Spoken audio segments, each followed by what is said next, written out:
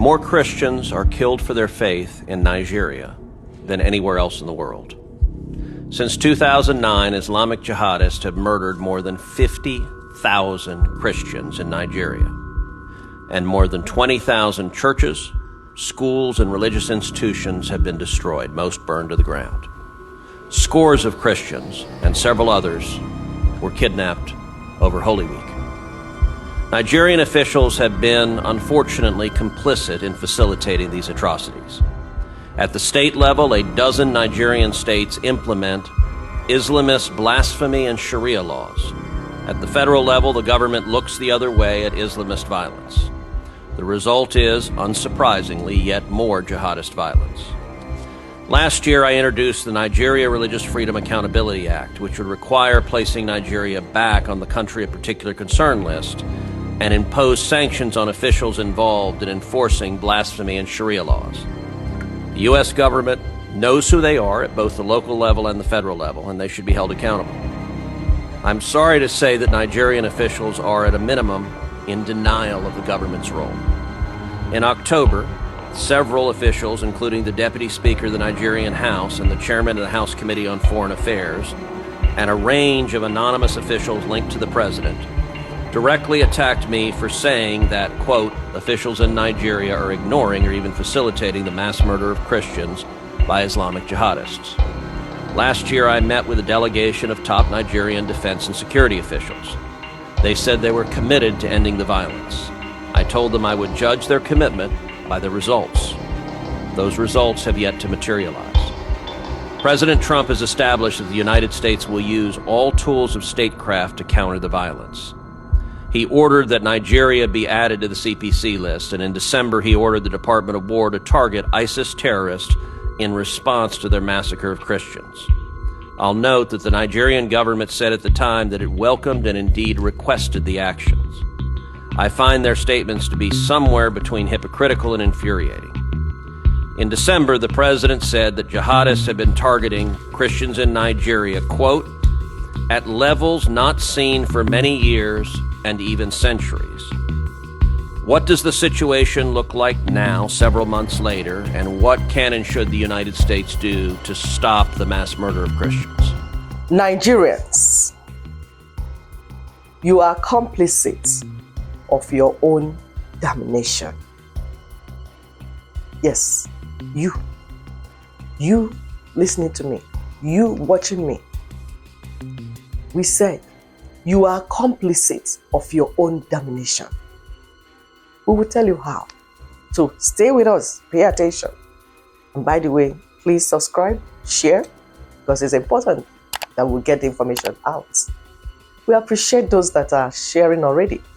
We see your subscription. Thank you so much.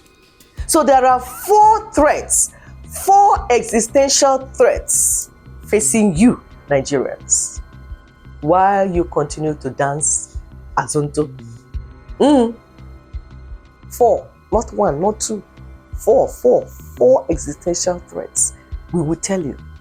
1, Fulani invaders. They will not stop. They won't. 1, that's 1. 2, the state capture by political class. That's number 2. The third one is the unitary constitution that empowers and protects the 1 and 2 I mentioned.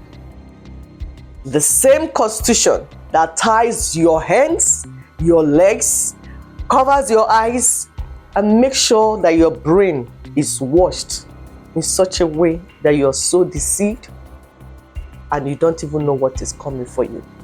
1, 2, 3 threats. The 4th one, we will tell you. The deliberate economic strangulation against you, your children, and your people. These are man-made. And you know what? You are the only one caught in the middle of all this. You are the only one suffering as a result of this. Only you. You, Nigerians. You, the people. And you know what? Ninas is the voice in the wilderness saying, election we only compound the situation. There's a video. It's called The Doom Voyage to 2027. It's Nina's video. We will attach it to this broadcast so that you can watch and understand the conversation. In the middle of the wilderness that we have found ourselves. Everybody will recall that from the constitutional force majeure of 16th December 2020, by which Ninas declared a union dispute and offered the country a 5-point proposition that will have taken us immediately to a transitioning in place of elections. Looking back from what has happened with the elections and where Nigeria is today, we are certain that many will now be saying in their minds, some are saying it openly, that election was not the way to go because the constitution was the problem that needed to be fixed.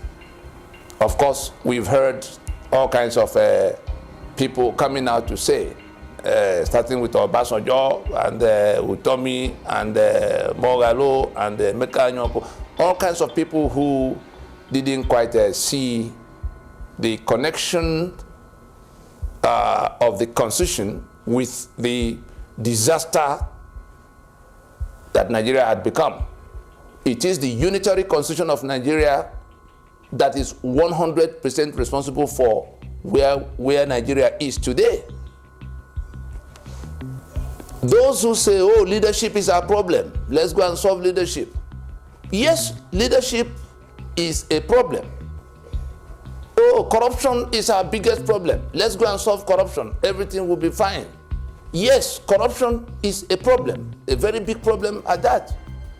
But the leadership that is failed and failing, the corruption that is growing in leaps and bounds, are products of the inverted constitutional arrangement we have. It is the unitary constitution of Nigeria talking about cause and effect analysis. That is how rational human beings solve their problems. You take a cause-effect analysis. You don't leave the ailment and begin to deal with the symptom. Bad leadership is a product of the anomalous constitutional arrangement. Corruption is a product of that constitutional arrangement. Impunity, we see, are all mandated by that constitution. The corruption, the bad leadership, because in the non-accountability, in the provisions that ensure non-accountability embedded in that constitution. Where will you get the good leadership from? So the constitution mandates corruption and protects its beneficiaries. The constitution, we've seen the election that happened now. It is the centralized control of the electoral machinery that is responsible for the outcome we have seen. That people could sit in one corner of Abuja and determine who gets PVC, who gets BVAS, what votes are collected or not collected. In all of that, in a federation, there should be no INEC. That is the problem. The fact that election into federal and state offices are, domiciled in the exclusive list of the Constitution of Nigeria. That is the reason election has never gone right. That's the reason election will never go right under that constitution. So if it is the same for corruption that is created and protected by that constitution, the same for the bad leadership, because tell me now how you're going to get any good leadership from the kind of processing of candidates that is done by institutions that are already compromised on account of that exclusive, that being unaccountable to anybody. That's what it is. And so we come back to where we are now. We listen to the candidates The reason we're saying this is that we raised this alarm before we went. Ninas did raise this alarm before we went to the election in 2015. If you doubt me, go on YouTube right now and click ahead of 2015 elections as a title. Click it and view whatever comes out. So you could see that we had, for 3 electoral cycles, been telling our people that under this constitution, things can only get worse. If you plot a graph of what had happened since then, whether it was corruption you were looking at, you will see that it's been a steep descent, a straight line. Every 4 years, as you connect the dots, you see that you get a straight line heading south on how we're faring in corruption. You plot for impunity, you will see the same straight line. You plot for the value of your currency. What was the naira exchanging for against the dollar, in 2011, 12, up to 30. You check it from that time, you get the same graph. Maybe there's too much of physics and chemistry and mathematics in my head. That's why I see everything in terms of graphs. It's not empty statistics. You're able to say it was here today, it was here the day before, it was here. When you pin them down on a paper, you will see that you get something that will tell you where next it will go. For corruption, for impunity, look at the infrastructure. I'm sure some of you see the videos that go viral, the expressways all around the country. You plot a graph for where they were before and where they are now, you see the same thing. The value of your currency. The naira is now above 1,000 to $1. For those who may be rejoicing that the magic of anybody is working about how the thing will go up and come down, $10 billion was borrowed to inflict this pretense, to generate this pretense that it's getting better. $10 billion have been borrowed by this same reckless bunch of criminals. And when I say criminal, I say it knowing the weight of what it is to say that people are criminals. Why do I call them criminals? The Constitution 1999, Nigeria defined by that Constitution, is a criminal enterprise. And so anybody who is prepared to swear to defend and uphold that Constitution, to govern by that Constitution, is a criminal of the worst order. So let's explain to you why we say that these threats are existential. We'll break it down. You see, as we speak, the ruling party, APC ruling party, is returning everyone unopposed. The game, the chess they're playing, it has matured. Everyone is returning unopposed. Meanwhile, their backdoor agents are distracting you into believing that electoral reform under that apartheid constitution is a solution. That's what we're telling you. They have played their evil game so well. You see all those people that you think that are working with you? Oh, they're empathizing with you. They're feeling for your pain. Oh, this man understands. Oh, this woman understands. They are all agents of APC. They are the backdoor agents. Their assignment is to distract you. Just like Nnadi Kanu distracted Igbo people with online Biafra for years, over 10 years. Yes. They never even knew they were being distracted. They didn't even know what was going on. Until some people like us got there to ask them, what are you doing? Began to ask them questions. What are you doing? What's the plan? What's the strategy? That's when it dawned on some people that they have been duped. That is what APC is doing. That constitution, that 1999 constitution, is worse than apartheid constitution. Yes, it is. We'll break it down for you. Please hang in. Stay there. We'll explain it. We told you that the 1999 Constitution is what has made it possible for the corruption and impunity you're seeing to go on as we speak. Not only that APC has captured the state, they have opened a back door to rigging. The back door to rigging is wide open. They opened it very wide. So in front, what you're seeing is not even what is coming from back. Opposition, so-called opposition, is completely destroyed. All they are, they're just political content creators, like Tony Nnadi called them. We're telling you the four existential threats. State capture, apart from the Fulani buying the people. State capture is complete.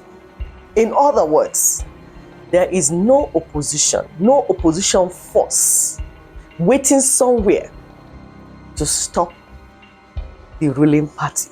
As horrible as you think this ruling party is, there is no opposition force to stop them. Everything is complete. We have one party state. It has happened.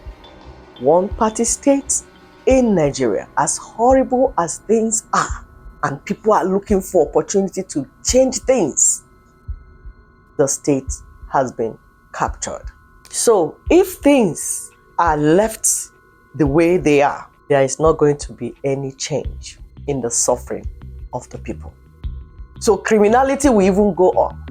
What you're seeing now, you think it's horrible right now? Wait for what is coming. That's if no change happens. And that change is not going to be through the political system, because it's been captured. Some people say, oh, judge, judiciary. Remember, in democracy, we are told 3 arms of government. The essence of making that, it's so that it can be checks and balances. So if everything is captured and is in one bag, my people will say, isimpi, nona pampi. So you're not going to get that dividend of democracy. You're not practicing democracy.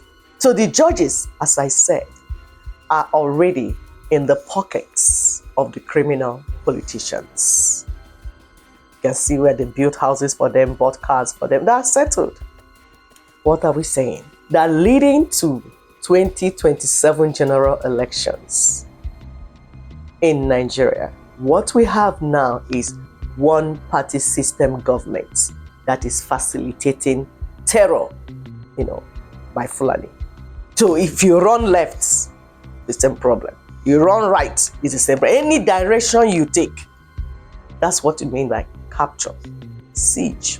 So the terror that you think that is coming against you is coming without any challenge. No one to stop that. I remember one of the stories in the Bible where Israelites and biblical Israel, there was siege around them by Samaria. Hunger, everything, terrible things happening. That is where Nigeria is now. So the third one we said, economic hardship. Economic hardship, third threat, is biting harder because they're even borrowing more money for the so-called charade that they call election. That's the third threat we mentioned. That one will bite harder and harder. We have mentioned 3 of the threats. The fourth threat that we mentioned is the Constitution. So the Constitution that made all these things to happen is standing gidigba, like Goliath in the Bible. Standing, it's a giant. And like Aninas, like David, is saying that constitutional reconstruction of the union is that one singular stone that can take down that Goliath. That singular stone that you read in the Bible, where David used one singular stone to bring down the giants. That's what we're saying. You need one stone, just one stone, to take it down. All the threats, all that big giants, bring it down. Just one action. Not two, not three, not four, just one. One stone. Pew! Directed. Guided. But missile guided, guided missile. Get the forehead of Goliath. Pam! That's what you need. What is the tax of the people? How? Because I hear some people asking, how do we get this stone? How do we guide this missile, this stone from David's catapult? How do we get it to the forehead of these Goliaths? You are the people. You are 200 million strong. All these people, these things I'm mentioning, they are not as strong as you are. It's just that they are pretending and behaving as if they are strong. And that's why the Bible says, my people perish for lack of knowledge. If you don't have information, you will think that some things are bigger than you. But when you get the accurate information, like what Ninas has been doing, giving us accurate information, you will be empowered. So you are the majority. You are the people, the owners of the ancestral lands. You are the populace. And you know what? You're also the victim of what is going on. Although you're not part of it, but you are the receiving end of this evil that has been going on for years. You and your children. And that's why we say that you, the indigenous peoples, you, the ethnic nationalities, power belongs to you. You need to fix this. No one else will do it for you. Ninas is telling you that you have the rights and the power to end this terror, this horror against you. You have the power to end it. The political gamblers are more interested in gambling away your destiny. They want to maintain their access to your wealth. Only you can help yourself. Only you can help yourself. Constitutional reconstruction is what you need. Nothing else. Nothing else will stop Fulani coming to eliminate you. Nothing else will stop the political machinery that is already against you. Nothing else will change the hunger you are feeling. You can decide today. You can make that decision today. Yes, we can decide today. Suspend the election. Go into transition so Nigeria doesn't collapse on your heads. So Nigeria will stop happening to you. So Nigeria will stop happening to us. You know what? The politicians have decided what to do. They have made up their minds and they're busy working towards it. The religious leaders have also decided what to do and they're working towards it. The Fulani terrorists have decided what to do. They're working towards it. None is for you. So the responsibility to stop what is coming against you is entirely yours. The solution, therefore, is to stop this evil machinery. You know why? Because your sovereignty is inalienable. It belongs to you. No one can take it from you if you decide to exercise your rights. But if you continue to subscribe to that constitution that enables all these things against you, there's nothing I can do to help you. And that's why we say, do not do that. That is not the way to go. Election will only revalidate that constitution and reinforce the calamities you are crying about. That is why we said, don't do it. You must restructure the union the way it will work for you and your people. That's the only solution. It is your choice to stop the evil against you. The choice is yours. What will it be, my people? What will it be? Are you going to renew your damnation? Or are you going to end it? Which one is it going to be? The choice is yours. Like the Bible said, like God said, I said before you, life and death. Choose. He said, I desire that you choose life, but I can't force it on you because God made us to be free thinkers, not robots. If you make the decision to continue to renew the damnation against you, to continue the cycles, we've had up to 7 cycles of elections now, it will continue. But if you make the choice to say, this has to end today, I tell you, it is in your place. It is your right to exercise. You can do it because you are the people. Remember that self-preservation is the first human instinct. So it is you that will preserve yourself. Don't wait for someone else to come and preserve your life for you.